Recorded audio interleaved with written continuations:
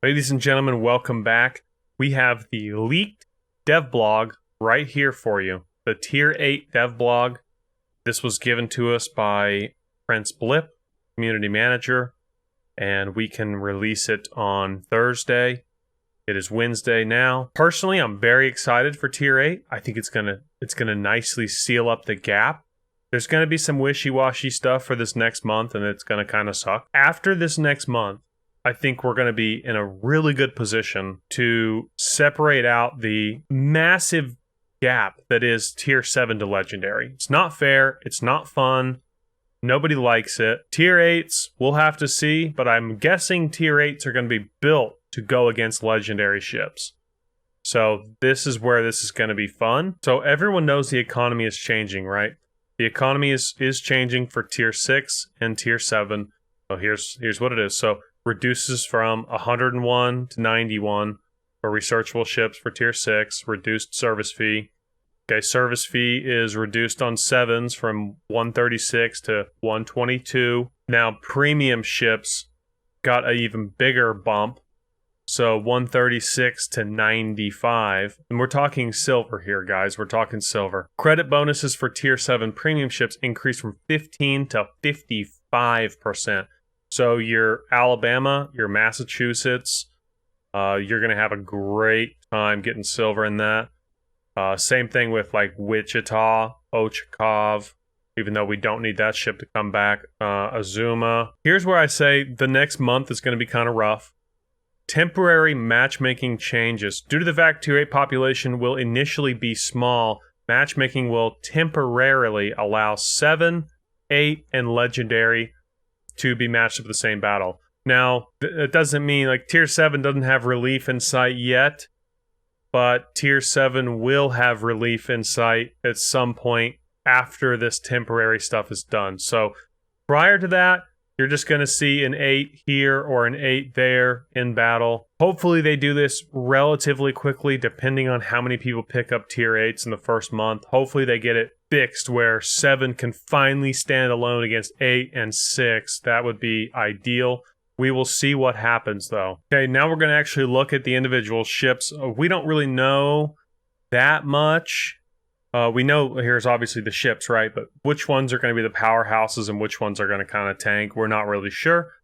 But here are the ships. I'll zoom in on it. So obviously this is the American that's coming in. So Maine, Buffalo, Sooner, whatever. We'll see. It looks like it's got double gun mounts like Gearings. It looks actually a lot like a Gearing. Looks like a Fletcher had a baby with a Gearing. I don't know. We'll have to see. Now, Izumo, triple gun setup. I've heard this boat is leaves a lot to be desired from the guys on PC because that third gun actually rotates this way. So it's pointed back. It's pointed at the back of your ship. So if you want to turn right, your gun has to do a full 270-degree turn. So we'll have to see, but I've heard that thing gets its guns knocked out worse than Linen, and it's kind of rough to play. We'll see. We know Legends is always different. There's the Ibuki coming in. Know nothing about this ship. Looks to me going to be played like a Mogami. And then we got the Yagumo, or as Aaron pointed out to me, Yaguma! I don't know why I added that. Looks like another IGN Torp Destroyer. Not excited for anything Japanese. I'm just telling you right now. Don't really care. Not excited whatsoever. Now, the Friedrich, we'll have to see. Because this thing looks like, initially, a Tirpitz fucked a Groza Kurfürst. That's what it looks like. Will it be like the Germans in this game and be wildly inaccurate and wildly inconsistent? Which is really strange, because on PC, the German ships are none of that, and they're very good. But here, they're just like, they're very inconsistent.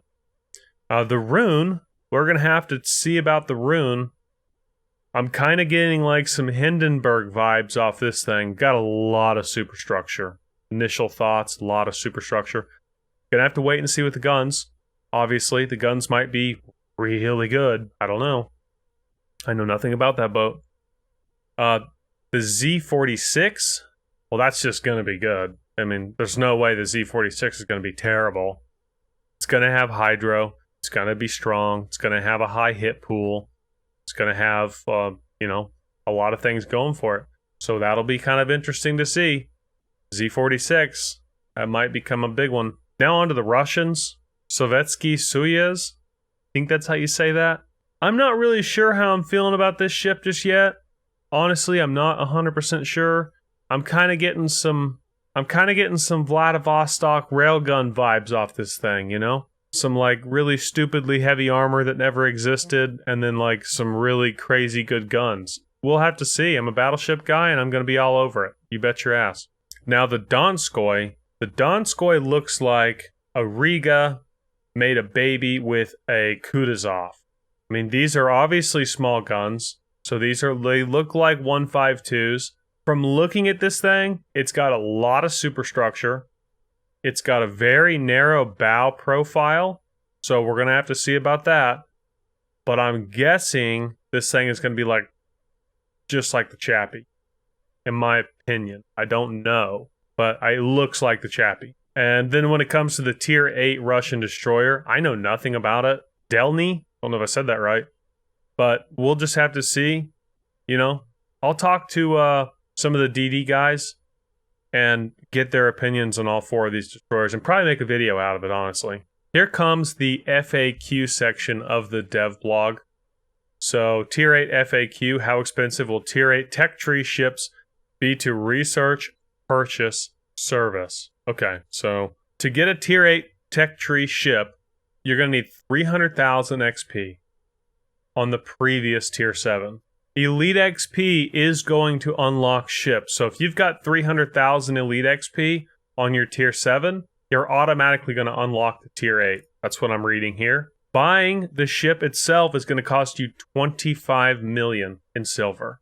So that's not as steep as I was thinking that they might make it. I think I came to a number of 30 and I said plus or minus 3. So 27 to 33 is what I was guessing.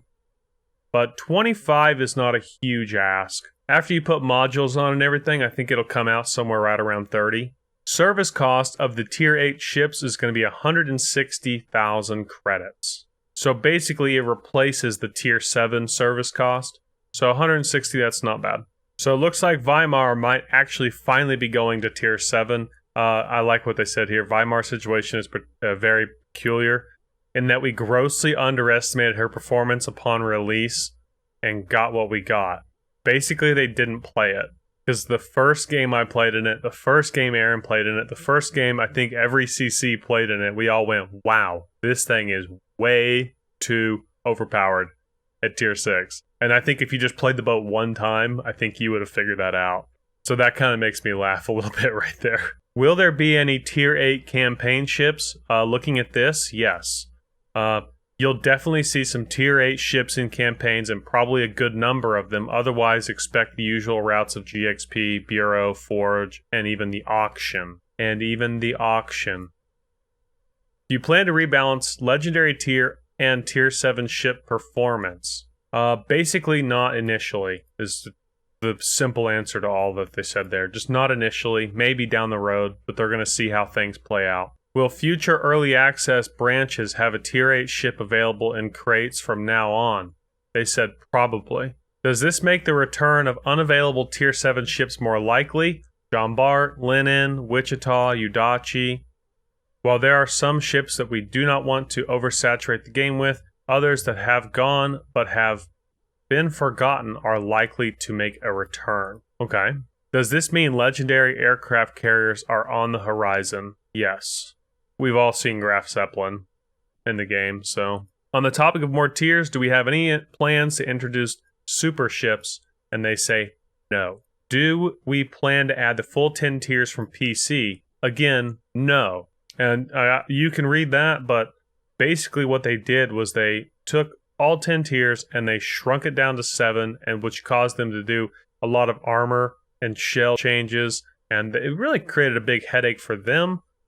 They think that it will leave less players at lower tiers, which is something you're seeing from PC. And they might be right in that, and they might be wrong in that. Who really knows? But as of right now, they do not plan to bring 10 tiers in, and I'm not so sure they should bring 10 tiers in.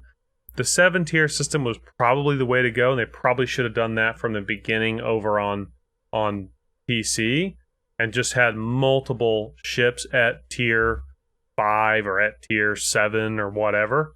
Instead of the tech tree going across, it could go across, hit the 7, then come down 4, 5, 6 different tier 7s, 3, 4, 5 tier 5s, and that would definitely help with keeping more players at lower tiers, having more ships available, instead of just working down this line and then working down a new line and working down a new line.